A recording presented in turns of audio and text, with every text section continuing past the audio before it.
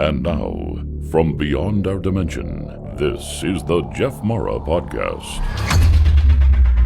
Here's Jeff. My guest is Jeff Walton. Jeff is an afterlife investigator and author who brings his 35 years of national security and federal law enforcement experience to his studies of the afterlife. Jeff, thank you so much for joining us today, and welcome. Well, thank you, Jeff. It's really an honor to be on your program. I'm excited to be here. Well, it's the Jeff and Jeff show today. That's right. So how did you develop an interest in the afterlife in the first place? Well, it was a specific event that triggered it. It's not something I had an interest in, to be honest with you. I didn't have an out-of-body experience. I didn't have a near-death experience. But on the 9th of February, 2010, I was scheduled to fly from Jacksonville International Airport to Miami. And at the time, I was still a federal agent with NCIS. And because it was after 9/11, we were required to fly armed. And in order to fly armed, you had to get to the airport early. You had to go through a process, check in. You didn't go through normal security. And then you had to go to the departure gate early and be the first one on the plane so that you could introduce yourself to the pilot and the crew, and they knew who you were and where you were sitting. So on the day in question, I got there extra early, and I was just bored. So I wandered around the airport, and I went into the bookstore there, which I'd been in many times before. And I saw a book that I had seen many times, and quite frankly, I thought it was nonsense. It was a book entitled 23 Minutes in Hell by Bill Weiss. And I thought, oh, this is crazy. Nobody leaves their body and goes anywhere. But since I had so much time, and they had a program where you could read the book and bring it back and get a 50% refund, and I have the receipt right here. I kept it. I went ahead and I bought the book. I took it to the gate and I sat down. And by the third chapter, I said to myself, this guy sounds like he's telling the truth. How can this be? And it's as if someone had flipped a light switch, and that suddenly my eyes were opened, and I thought, oh my goodness, there really is an afterlife. There really is a heaven and a hell. And it had such a dramatic impact on me that when I got to my assigned location in Miami, that night, I finished the book in my hotel room, and I was on my knees. I was on my knees, and at the time I accepted Christ. I was a follower of Christ right then and there. But the experience was so dramatic, so life-changing, that I as an investigator, I had to know, okay, what's behind this? Where's the evidence? How do I know this guy's telling the truth? It's an interesting book. It reads truthfully, but there's got to be more here. So that basically sent me on the trajectory that I'm on today. And that's why I'm on your show, because of that book. Is there anything specifically that you can tell us about his experience that just flipped the switch for you? I think it's the way he recited the facts. Now, as you mentioned in your intro, I have 35 years in federal law enforcement, criminal investigations. And with NCIS, I spent most of my time in counterintelligence and counterterrorism. And there you're trained and you develop expertise in detecting deception. And you do that through hundreds of interviews, debriefs, interrogations, and you learn how to read people. And you know when people are answering a question directly, whether they're giving you the truth and whether they're trying to be deceptive. And the way he wrote his book was so clear, so detailed, that either he was insane, he was a consummate con artist, or he was telling the truth. So that really set me off on my journey, if you will, to investigate this and then other experiences that were very similar to his as well. In my profession, you become very suspicious. You don't accept anything at face value. Quite frankly, you think everybody's lying. Mm-hmm. So that sort of mindset is what I used as I looked at his work, and then I looked at the work of others. And I want to say one thing at the beginning here, that as I began my work, it wasn't about me. You know, I put out my background so that people can assess me and understand where I came from and what my training and experience is. But I'm not trying to promote me. My goal is to promote the truth. So you said earlier that he had to be either insane or telling the truth. Is there anything that made you decide, okay, this guy is not insane? Yeah, it was the continuity of his story and the detail. And as I dug, I found other work that corroborated what he was saying. It wasn't as if this was a one-off experience and he was expecting everyone to believe. I started to dig. And as I mentioned, I first read the book on the 9th of February, 2010. And that summer, I hit mandatory retirement. So I had to retire. And instead of taking another full-time job,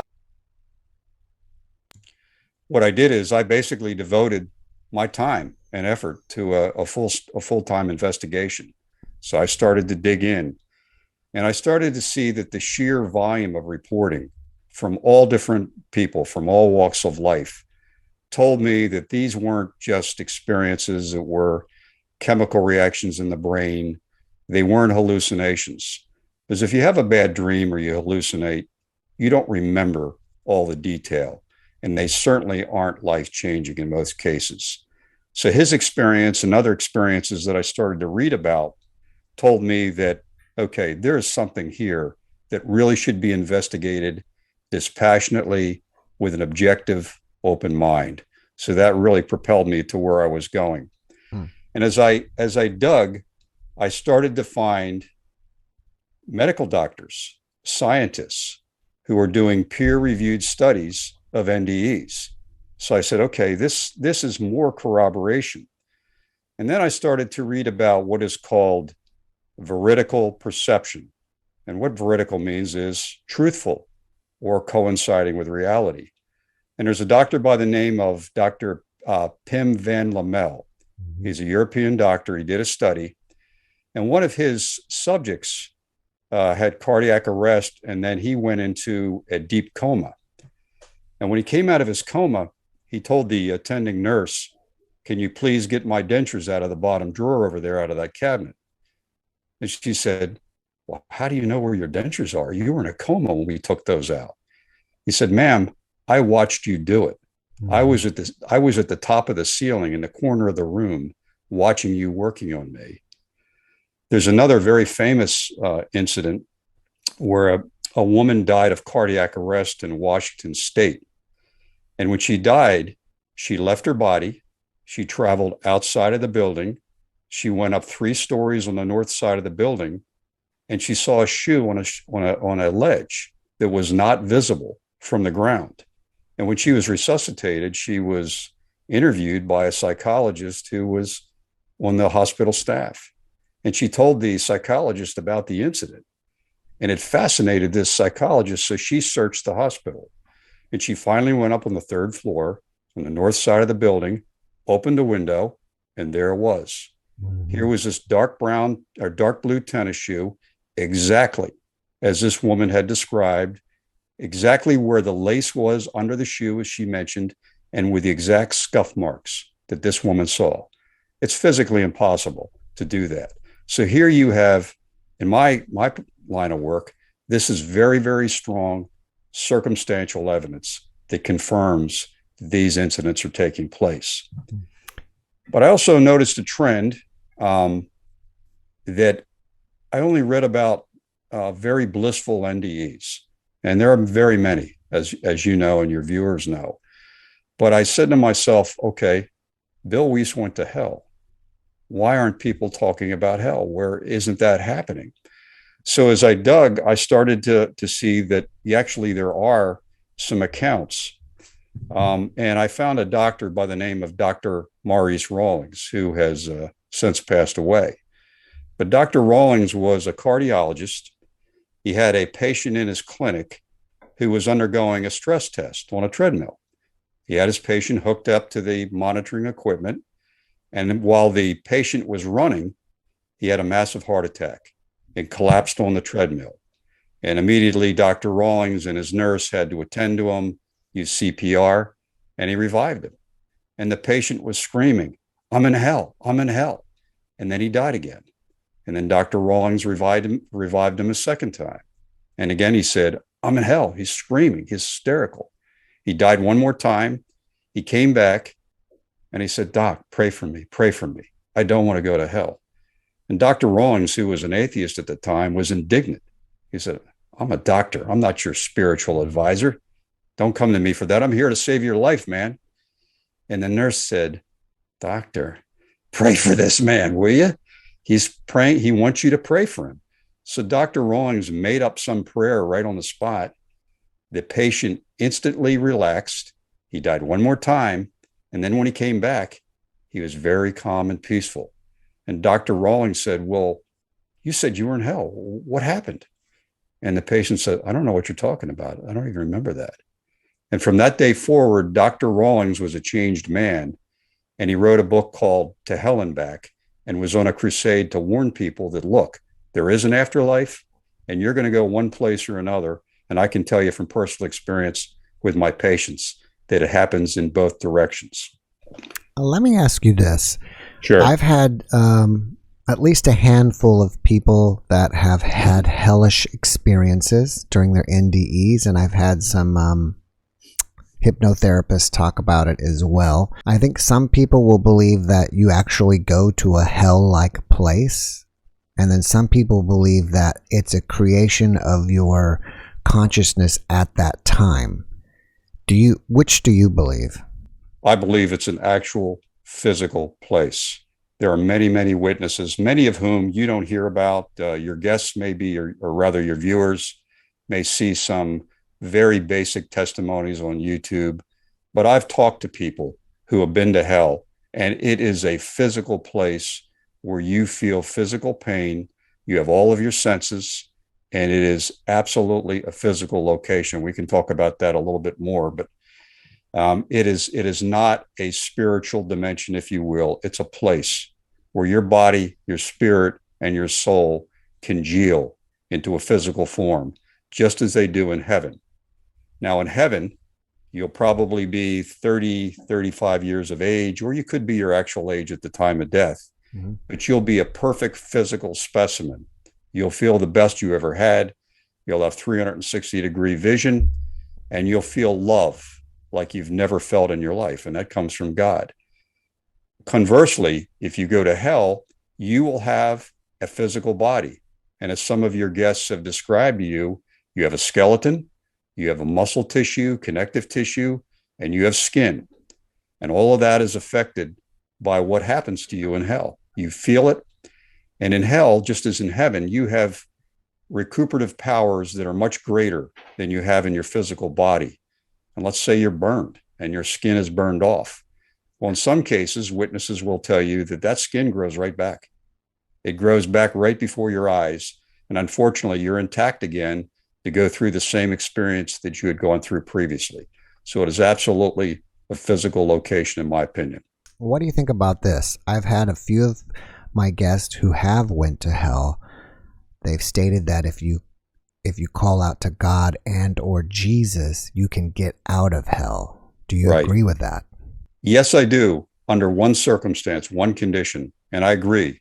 If you look at Bill Weiss, if you look at Brian Melvin, who I'll talk about a little bit later, if you look at other individuals who have cried out to Jesus, he has saved them. Also, Howard Storm, my descent into hell. He was an atheist, but he called out to Christ and he was rescued.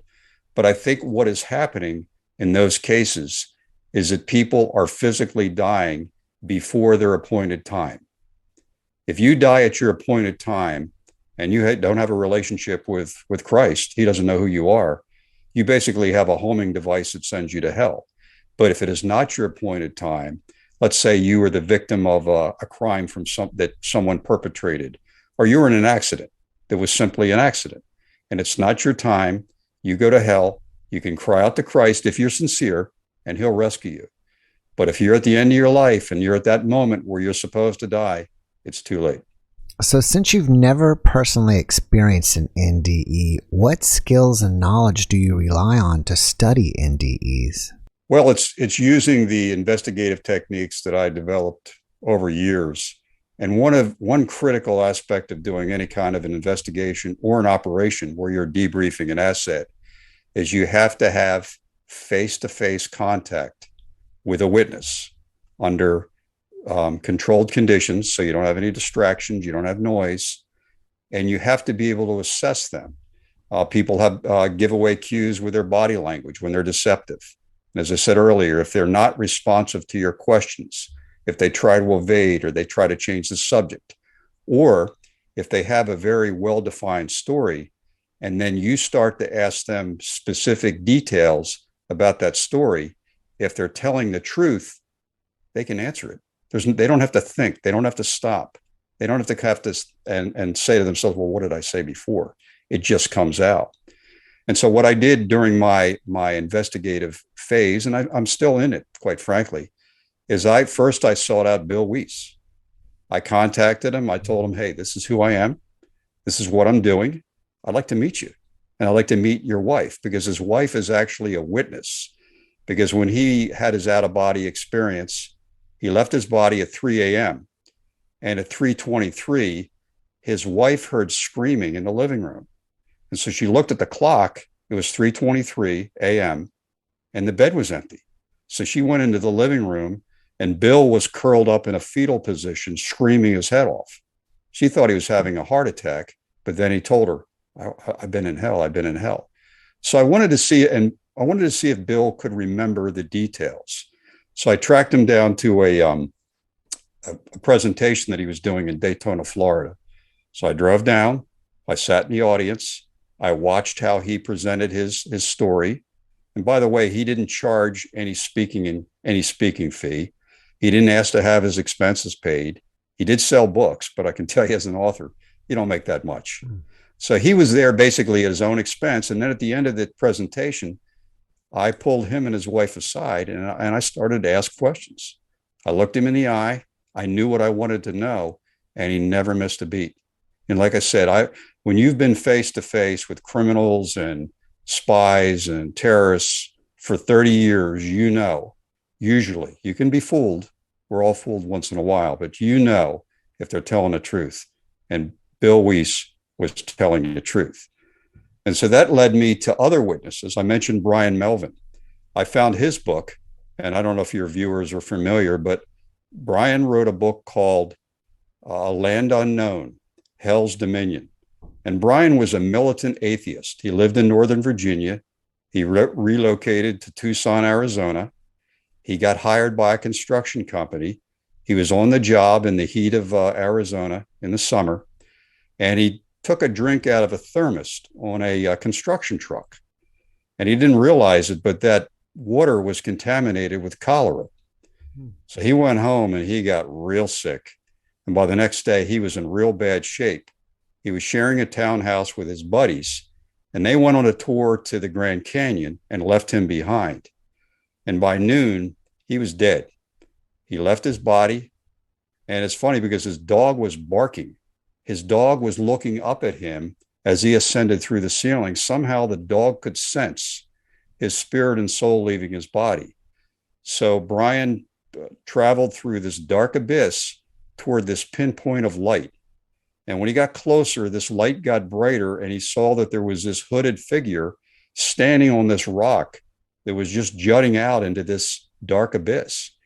And as he got closer, this being telepathically communicated with him. And Melvin realized this is Christ. So he collapsed. He landed on the rock. He collapsed at the foot of Christ. Christ had a hood over his face. You couldn't see his face, but he emanated this blinding light. And Christ reached out with his hand and took his robe and wiped the tears from Melvin's face. And Melvin observed something, which I'm going to talk about a few minutes later. But basically what Christ did was say, look, you spent your whole life bad-mouthing me and my Father. So I'm going to show you what the afterlife is really like. So he turned to his left, he parted some mist, and this door appeared.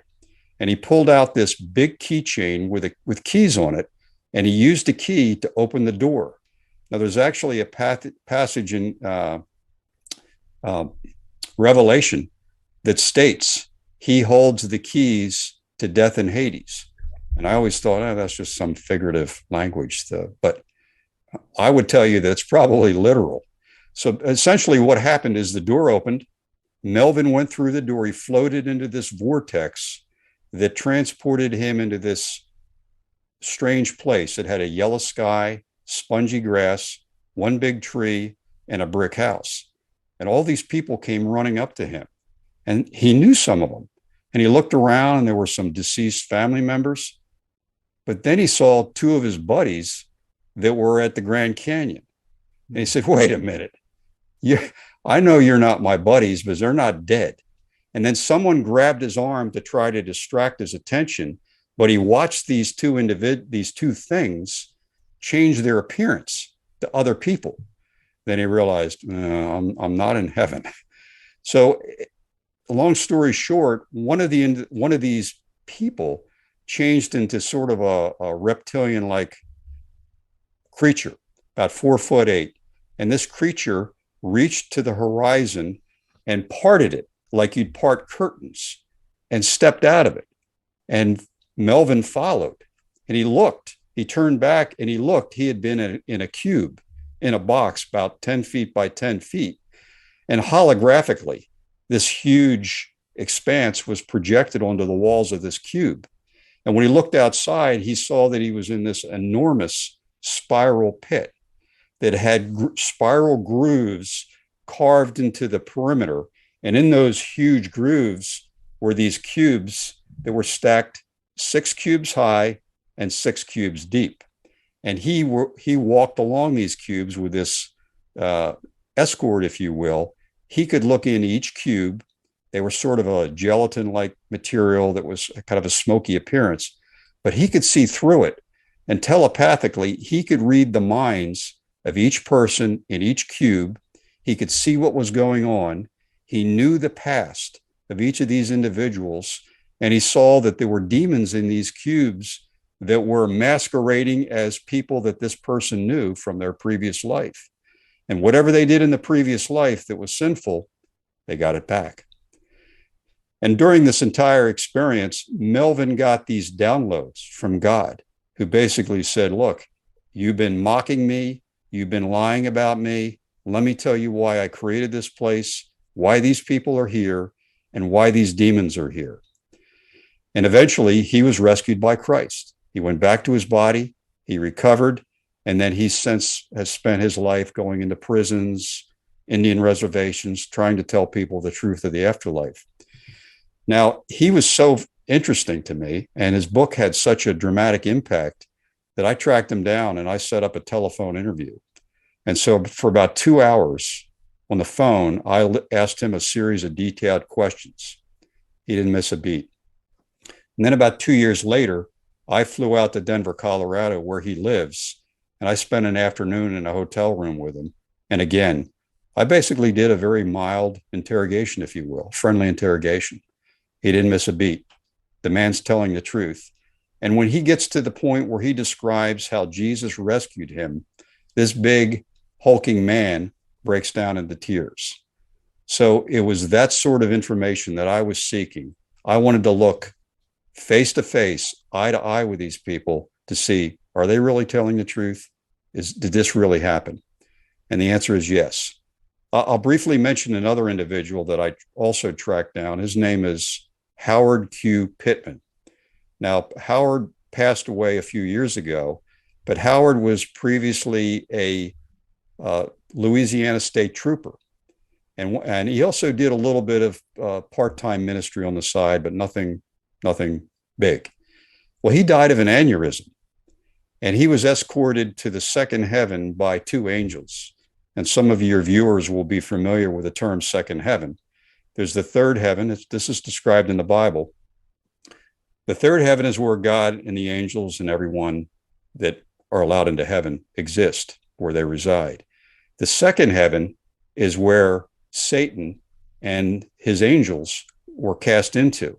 It's a separate location. Now, based on multiple testimonies, it's clear that Satan and the demons are able to travel from the second heaven down to earth, down into hell, and back up again. And what really got my attention were the specific descriptions of the demons that Pittman did. He described some of the demons looked like people, like businessmen wearing three-piece suits. Some of them were odd animals. But one of the categories that really got my attention were the warrior angels. These are angels that are about 10 feet tall.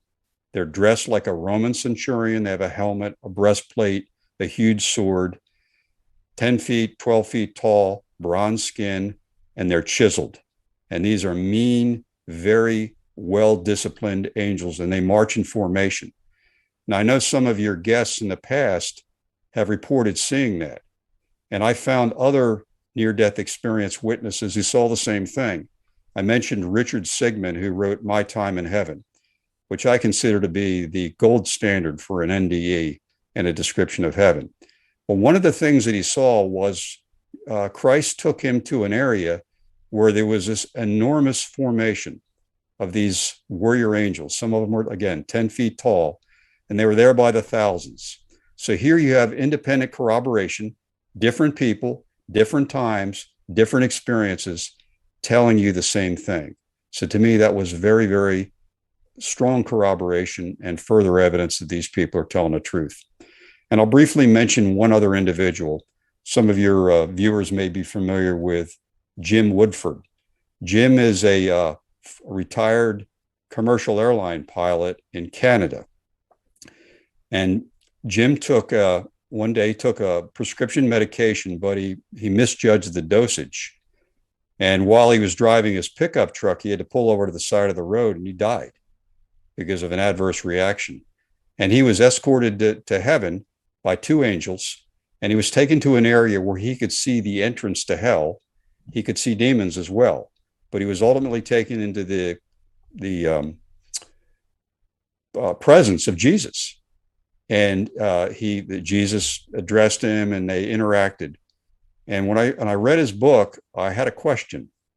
So I contacted Jim by email. I said, Jim, I'd like you to answer a question for me. I said, when Jesus reached out to you, when you interacted with him, what did his hand and his arm look like? And he wrote back to me, he said, look, when he gestured toward me and his robe was pulled back, I saw this irregular scar on his wrists. And I thought to myself, aha, this man's telling the truth.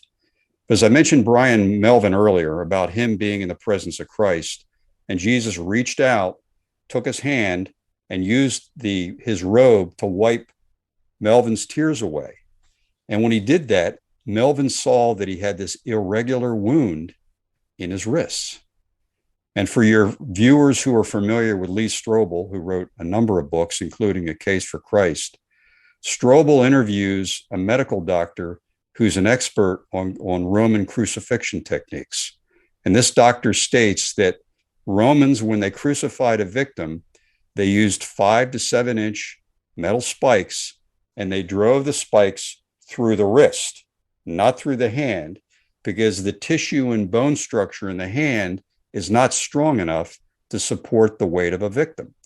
And in the language of Jesus's time, the word hand included the wrist. So here you have two independent, totally unrelated witnesses corroborating the same small physical detail, which again adds to the body of evidence that these people are telling the truth. And I might add that your viewers that see all of the paintings where Jesus is on a cross and he's got the nails through his hand, that's not correct. It's so interesting that you say that, because my guest yesterday had a past life regression where he was with Jesus, and he said the same thing, that the nails went through his wrists. Really? Not through his hands. There you go. And one other thing to add is it shows on the cross, he's like on a platform or something. Right. But he said that's not correct either. He said the legs actually went around the cross and they drove stakes through the ankles. Right. That's exactly right. That's exactly right. Wow. So your guess, I would say, is factually correct. That's very interesting. I wasn't aware of that. Yeah. So while examining NDEs, do you study any other related topics? Yes. As I read these detailed accounts, I read these scientific studies, if you read them you accept them as these people are telling the truth, then you have to accept that they're telling the truth about demons, about heaven, about hell, about God and Jesus Christ. That these people are just simply stating what they saw, what they experienced, who they met. They weren't making it up. So that drove me to look at the Bible, which quite frankly, I was not a big Bible reader. Matter of fact, there was a period of time where I didn't set foot in the church for 20 years. But I looked at the Bible through the lens of biology, archaeology, secular history, geography, and even on a very basic level, quantum physics.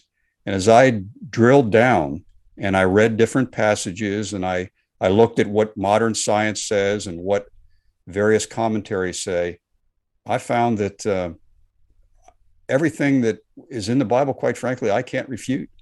That it's factually correct, it's scientifically correct, that it's accurate. But what did really surprise me was the amount of material that is not discussed in the public domain. There's a tremendous amount of material that would leave no doubt in a person's mind if they were aware of it. But it's deliberately, in my mind, speaking as someone who used to engage in deception for the US government, it's deliberately being held back so that people are kept in a state of ignorance and they can be led to a certain conclusion. My feeling is, look at everything, lay all the facts on the table, and then you as an individual can make a decision as to what's true and what's not. Who is the one that's doing the deception or hiding those facts, and why? Well, I think it's quite frankly, it's our educational institutions. I think it's done because of groupthink. A case in point, all of your viewers or most of your viewers believe in out-of-body experiences and near-death experiences. If you believe in that, then you're going to believe that your physical body is not all of you, that you have a spirit and a soul that can separate. Now, if we are just accidents, if we're just chemicals that mix together by accident in some primordial soup, and then as the saying is, you go from goo to you, what about the soul? What about the spirit? Where did they come from? Did they get mixed together accidentally? And of course, a thinking person would say, that's a stretch. No, I don't believe that. So there's a component to us that is being totally ignored. And unfortunately, the church, in my opinion, is, and I use that in a generic sense, most churches don't talk about the supernatural aspects of your being. And that's true for science as well. Unless you can test it, you can touch it, you can replicate it. Science doesn't want to touch it.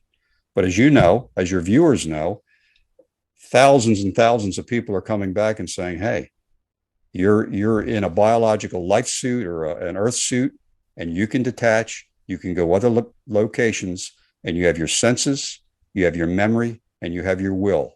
And it's totally different from this physical environment that you're in. Can you give us some examples of your findings that the audience might be surprised about? Well, again, it gets back to the near-death experience and the ability to remember things. And I think those of your audience who are familiar with how near-death experiences take place, many people, or at least some people, maybe 30, 40%, have what's called a life review, where you're in the presence of a being of light and they pull up your entire life.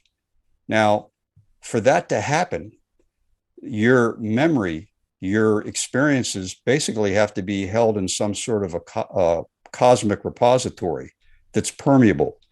Howard Storm coined the phrase. He said, your consciousness is permeable. Your memory, your soul, all of that exists in a different place.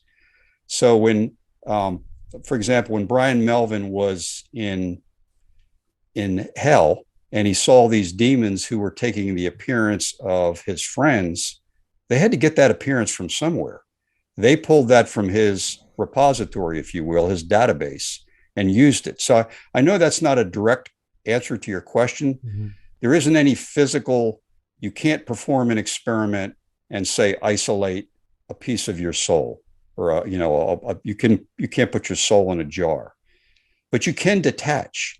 And I'll give you an example. Well, first of all, your guests are probably aware of astral projection. How does that happen? You have to have separate components to your body. And so that tells you that there is a supernatural realm that allows you to leave your body, go to other locations, and see things. Now, the US government actually had, and I believe they still have it. Now, I was not involved in it. I didn't have any official access to the program. But there's a book called Psychic Warrior by David Morehouse. And he was what is called a remote viewer.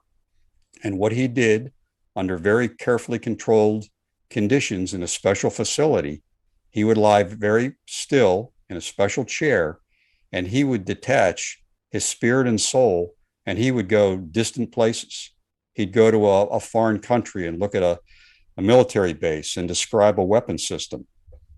So again, for that to be able to happen, you have to have a supernatural component in your body, because his eyes, his ears, all his senses, his physical body was still in a chair in Fort Meade, Maryland, yet he was somewhere else, let's say in Russia, at a missile base, and he was describing in detail and what he saw. And then later they could do overflights with a satellite or a spy plane and say, yeah, he's telling the truth. So that's circumstantial evidence to show that we're multi component beings. We're triune beings.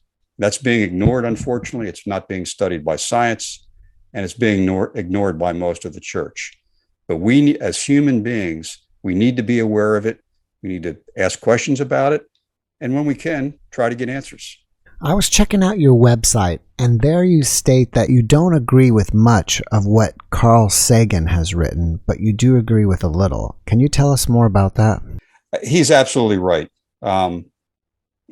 We discover things, we examine things, and some things are of minor detail. They're nice to know. They give some clarity. They give some further weight to information and evidence, but they're not all the same. So I agree with him in that perspective, from that perspective, but I don't agree with his statement that there is no evidence that once we die, that's it. There is evidence, as we all know, that once we die, there's plenty to follow. There's much more in store for us than just physical death and darkness. Do you believe that there's evidence of God in plain sight? And if so, what is it? I believe that the creation is evidence of God in plain sight. And it gets back to my earlier comment about goo to you.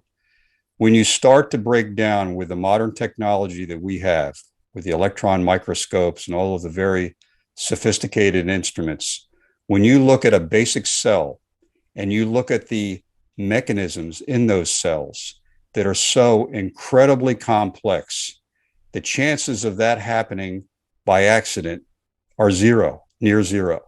So if from the cell you go to living organisms, whether it's an insect or a plant or a human being. So we have in plain sight this incredible creation. This gets back to my comment earlier that there is information that is being withheld. An example is that there was a short documentary, a short video on the mechanics of the cell. And it's very, very easy to understand, but it's amazing when you see the complexity of a cell, all the different little protein manufacturing facilities and the cleanup facilities and the transport facilities in one cell. And I was made aware that this one particular video was dropped by a major scientific institution that used to have the video. And you have to ask yourself, why would they drop it? They don't want people to see how complex a basic cell is. So back to your question, we're living in it. We're living proof of God's creative ability. We're here. We just are disconnected from it. We're culturally told, nah, this is all an accident. So after all your research, do you have any life lessons that you'd like to pass on to everyone? Yeah, I'd say first and foremost, what you believe about your life, about life in general, about the afterlife, and what actions that you take based on those beliefs has unimaginable consequences. It's critically important to have as accurate view as possible of who you are, what you're made of, and where you came from. Because those basic ideas, that framework, that worldview, if you will, that will drive who you are and what you do. And if you go through life and you just sort of, you're agnostic about everything, you're not going to have a good ending. But if you realize that you came from a creator, it's going to have an impact and it's going to drive you in a certain way. And related to that is we exist, as I said earlier, in both a physical plane and a supernatural plane. And that helps you better evaluate information, say, whether it's about evolution or whatever it may be, because you know there's more than just the cells of your body, that you're more than just carbon and hydrogen and the various chemicals, that you have interwoven in your being a substance or a material that no one has ever quantified. Your soul and spirit are made out of something because they congeal into physical form in heaven and in hell. So if you keep that in the back of your mind, it will help you have a better life. It'll help you understand things better. It'll help you be more skeptical, if you will, when you hear claims that science has answered everything. Science hasn't answered everything. We're learning every day. And I would also say that whether you have any faith or not, whether you have any religious affiliation, there is a mountain of evidence, in my humble opinion, that supports the veracity of the Bible. Again, I was shocked when I saw all the information, when I dug, and I got into things such as the decay rate of carbon-12 and the age of the Earth. Carbon-12 basically dissipates, it disintegrates at a set rate, and to find carbon-12, let's say in 5,000 years, and I probably have the figure wrong, it disappears. So if you dig up a sample of coal or you dig up a diamond and you find carbon-12 in it, and someone tells you that it's 50 million years old, that's false. Carbon-12 cannot exist for that long. The same thing with dinosaur bones. They're discovering dinosaur bones where they slice them apart, they put them under a microscope, and they're finding tissue. They're finding blood cells. Well, how in the world does that last for 100 million years? And the short answer is it doesn't. You can bury any kind of being you want, any kind of an animal. You dig it up in 10 years, it's gone. The worms, the bacteria, everything has completely eaten it, destroyed it, it's gone. So to find a dinosaur with tissue in it and then say, well, it's really 100 million years old, but we can't explain why it's there. You need to say, wait a minute, that doesn't make sense. And so let those sorts of truths, that sort of information that you evaluate, let that guide your life. Let that determine your worldview. And I think you'll have a better life and a much better afterlife. If you open your eyes, you open your ears, question everything, and seek the truth. I think that they use carbon dating to base the age of the planet and all things on planet. And is that what you're saying then, that carbon dating is wrong, or carbon dating is only accurate to 5,000 years? No, I want to preface any comments that I make that I'm not an expert in carbon dating, and we're getting into an area where I would have to pull out my notes. But carbon dating is relatively accurate. But what is inaccurate is they make assumptions. They pull up a specimen and they say, well, this general area, we believe it to be 50 million years old. And they'll arbitrarily come up with that as the baseline. Then they'll measure the carbon and other particles in whatever specimen they're looking at. And they adjust the age of that item to fit with their preconceived belief of the general area. There are testing processes that are accurate, but again, it gets back to the interpretation.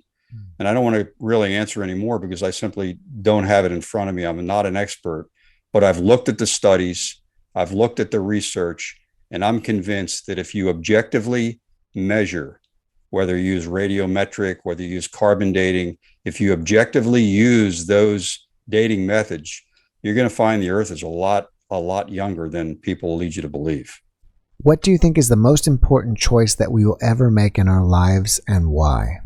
Oh, that's easy. Whether you believe in Christ. I know people don't want to hear that. Culturally, it's almost taboo. But your NDE witnesses, your guests, And the thousands and thousands of NDE witnesses who've come back pretty much say the same thing. They've met Jesus. He exists. The evidence to support his crucifixion, his resurrection is very, very strong. And the people that go to hell, who have encounters with Jesus, who are given guided tours, who go to heaven, they come back with pretty much a consistent testimony. God exists, hell exists, heaven exists. And it's not a matter of you following some detailed religious doctrine and following a lot of laws. It's basically a relationship. Would you let someone in your house, if you don't know them, if somebody knocked on your front door and said, "Hey, Jeff, I'm here to spend the night," you'd say, "Excuse me, do I know you?" And they'd say, "Well, you don't know me, but I know you're a good guy and I'm here to spend the night." You're not going to let them in your house. That's the same thing with heaven. That's the same thing with Christ. And there's an added dimension to it. People don't like to talk about sin. Well, we all have a moral code. We know that murder is wrong. We know that stealing is wrong. Well, that came from God. That wasn't just some sort of a development from cellular accidents. But sin is like a contaminant. And I think that people understand, certainly in this day and age with COVID, that disease, contamination can have really big consequences.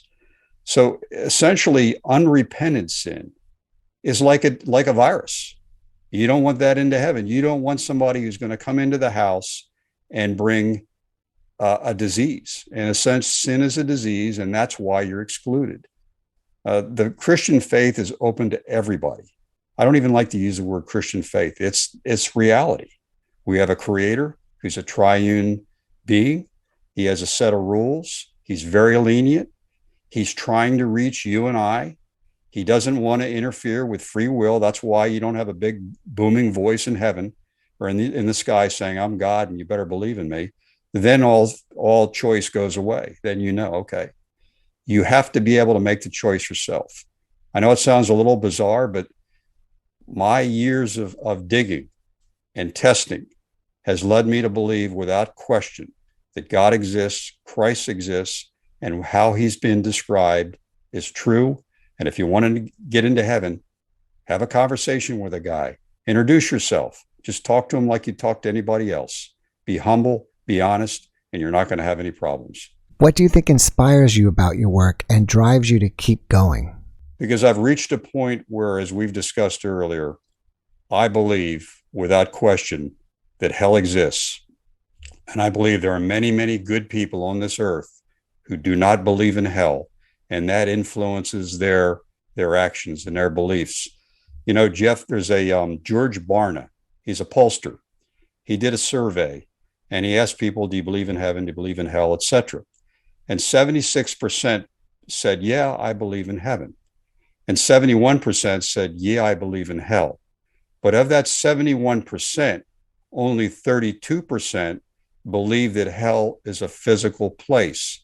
And of that 32%, less than 1% believes that it actually has fire that is used for torment.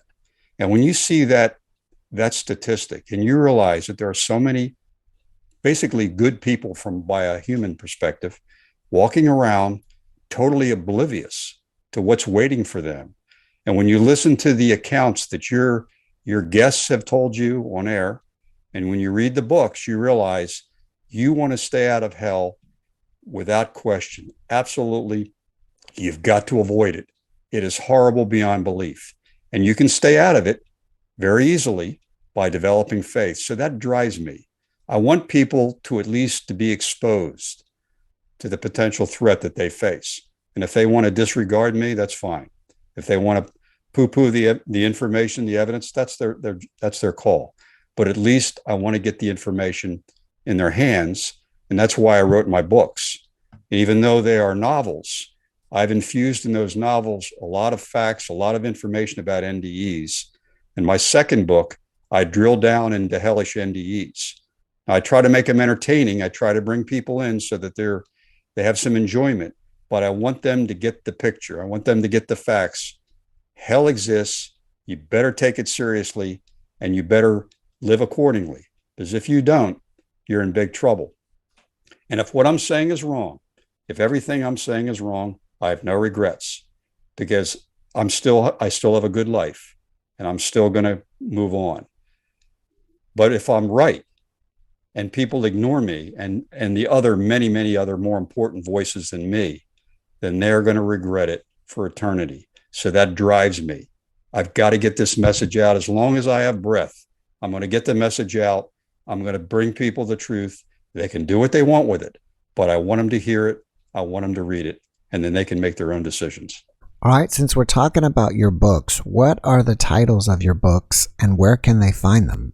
Okay, my first book is Final Departure, Death is Never on Time. My second book is Divine Return, Death is Never the End.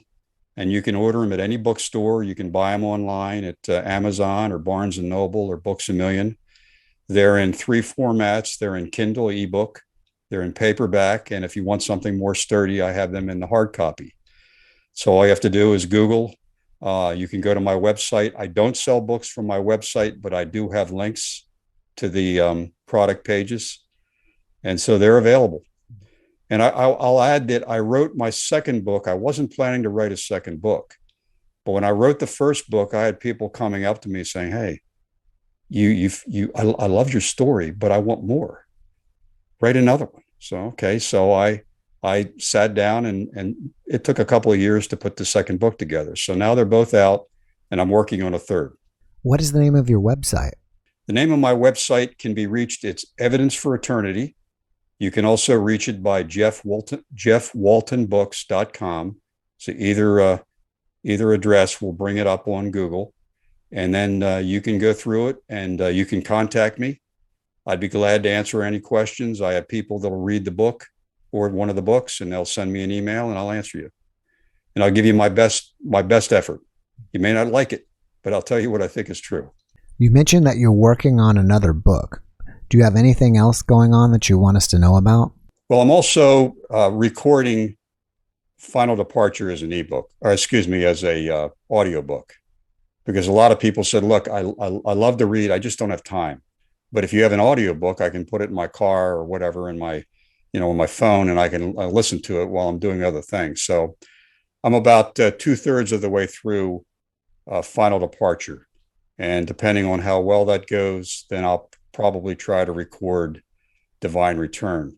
Now I'm doing it myself. I've created my own recording studio because, quite frankly, I want to be able to emphasize the important points and speak from as the author. And I just don't think somebody reading your book can necessarily do it justice. After watching this podcast, people may want to reach out to you and ask you questions. Are you open to that? And if so, how do they contact you? Yes, I'd love to hear from people. They can reach me at jeffwaltonbooks@gmail.com. They can go to my website and they can contact me there. I also have blogs that I do, and I actually have done a couple of blogs on NDEs. So if they want a written resource, they can go in and click for free and download some information sheets that I have on NDEs. And please contact me if you have any questions. I'll answer you. I'll get back to you. Again, you may not like what I say, but I'll try to be as truthful as possible. All right, Jeff, before we finish up, do you think you can leave us with one last positive message? I don't want people to think that my focus on hellish NDEs isn't necessarily a balanced focus. It's not. I think we live in a beautiful world created by a beautiful God who loves us, and that the afterlife for many people is wonderful. And I think that if we focus just on the negative, it'll drag us down. I think you've got to focus on the positive, particularly in this day and age. I think look all around, look at the beautiful sky, the trees, the flowers. These are gifts for us to enjoy. Those precious moments that you have with family and friends and loved ones, whether it's a nice meal or just a gentle conversation, they are blessings. Enjoy them. You certainly can enjoy that for the rest of eternity if you just sort of open your eyes, dig the facts out, and get your life on the right track. I was on the wrong track. I can tell you that. I was headed in the wrong direction. But thank God that Bill Wies's book opened my eyes and got me in the right direction. And I know that all of your viewers can certainly turn things around if need be and have a wonderful life and a wonderful afterlife. All right, Jeff, thank you for that message. And thank you so much again for being my guest. I really appreciate you and I wish you the best. Oh, thank you, Jeff. It's been a real pleasure and a privilege. Likewise. Have a great rest of your day over there. Thank you. Take care. Thanks for watching the Jeff Mara podcast. I really appreciate you. Another way to show support is through YouTube memberships. And if you do, there are loyalty badges and other perks depending on your level of membership. All you need to do is click the join button underneath the video to find out more. Thank you for your support.